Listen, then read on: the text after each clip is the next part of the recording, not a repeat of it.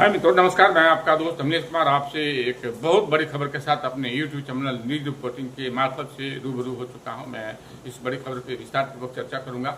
आज सुबह बिहार वासियों के लिए एक बहुत बड़ी खबर का ऐलान मुख्यमंत्री नीतीश कुमार ने घोषणा करते हुए एक तोहफा दे दिया, जिसमें से आशा कार्यकर्ताओं के लिए एक बहुत बड़ी आशा और ममता के लिए बहुत बड़ी सौगात कही जा सकती है। जो जैसा कि मित्रों आप जानते हैं, पहले आशा कार्यकर्ताओं को 1000 रुपये मानदेय मिलते थे, अब उसे बढ़ाकर 3000 रुपया कर दिया उन्होंने। और साथ ही 300 रुपये जो ममता कार्यकर्ताओं को प्रोत्साहन राशि मिलती थी, उन्हें अब 600 रुपया कर दिया।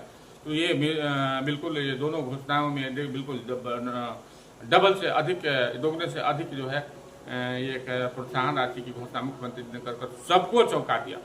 तो मुख्यमंत्री इस समय एक चुनावी मोड में है। उन्होंने बिहार के मुख्यमंत्री, जैसा कि आप जानते हैं, एनडीए की सरकार बिहार में है, उनके मुखिया हैं, उनके नेतृत्व में बिहार की सरकार चल रही है। और अब महज कुछ ही दिनों में बिहार विधानसभा का चुनाव होने जा रहा है और इसकी नोटिफिकेशन अब जारी हो जाएगी। तो ये मुख्यमंत्री अब चुनावी मोड में पूरी तरह से आ चुके हैं, फुल मोड में। उनकी फुल स्पीड में गाड़ी आगे की तरफ बढ़ रही है। मित्रों, जैसा कि आप जानते हैं, उन्होंने इससे पहले भी कई घोषणाएं किया है, जिसमें सामाजिक सुरक्षा पेंशन जो पहले 400 रुपये मिलते थे, उसमें अब बढ़ाकर 1100 रुपये मिले, जो कि वो घोषणाएं अमल किए जा रहे हैं, लागू हो चुके हैं। पिछले महीने उपभोक्ताओं को मिला। और दूसरी थी 125 यूनिट फ्री बिजली, जो इस महीने से लागू हो गई है। तो मित्रों, ये दोनों बड़ी घोषणाएं जो मुख्यमंत्री पहले भी कर चुके हैं, साथ में कई तरह के अन्य घोषणाएं भी वो पिछले कर चुके हैं। बिहार को एक के बाद एक बिहार के लोगों को तोहफा देने का काम सौगात के रूप में कर रहे हैं। तो मुख्यमंत्री नीतीश कुमार की ये बड़ी घोषणाएं बिहार वासियों के लिए एक बड़ी खुशखबरी की बात है। खासकर के आशा और ममता कार्यकर्ताओं की ये लंबी मांग रही है, बहुत प्रतिष्ठित मांग रही है। लगातार वो अपनी मानदेय बढ़ाई की बात करते हैं, जिस पर मुख्यमंत्री नीतीश कुमार ने उनकी मांग को मानकर उन्हें बड़ी सौगात दिया है, बड़ी तोहफा दिया है। मित्रों, अब आइए इसी खबर पे एक दूसरे पहलू पे मैं चर्चा करूंगा। आज जैसे मुख्यमंत्री ने अपने सोशल अकाउंट से इन खबर की घोषणा की, इस तोहफा की घोषणा की, इसके ठीक कुछ ही देर बाद बिहार के प्रतिपक्ष के नेता पूर्व उप मुख्यमंत्री तेजस्वी यादव ने अपने सोशल अकाउंट पे जोरदार हमला मुख्यमंत्री पे बोल दिया। उन्होंने कहा कि ये नकलची सरकार है, मेरी घोषणाओं को वही नकल करते जा रही है। उन्होंने थोड़ा जिक्र करते हुए कहा, ये पिछली सरकार जो 17 माह की मेरी सरकार थी, उसमें मैंने कई रोजगार के साथ जो लोगों को रोजगार का अवसर दिए थे, बड़े पैमाने पे युवाओं को रोजगार दिया था।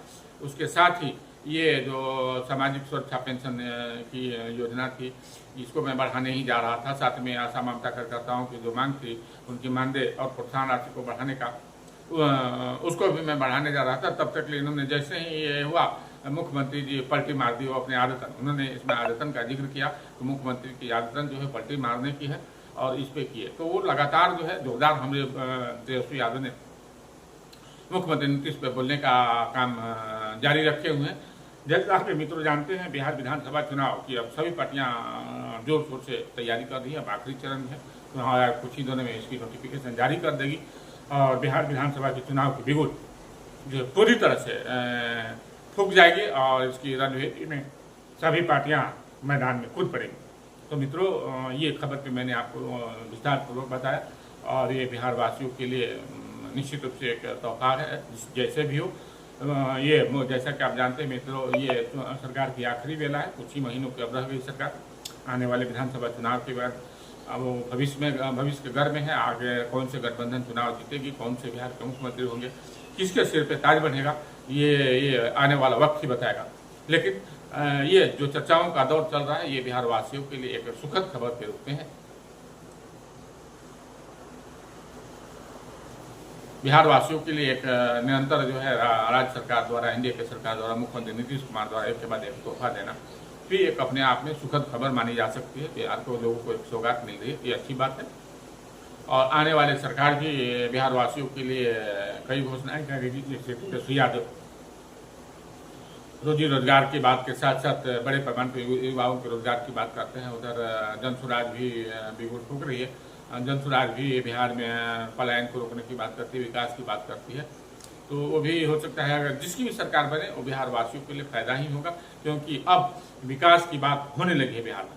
और विकास की बात एक बहुत बड़ी बिहार वासियों के लिए अच्छी खबर है।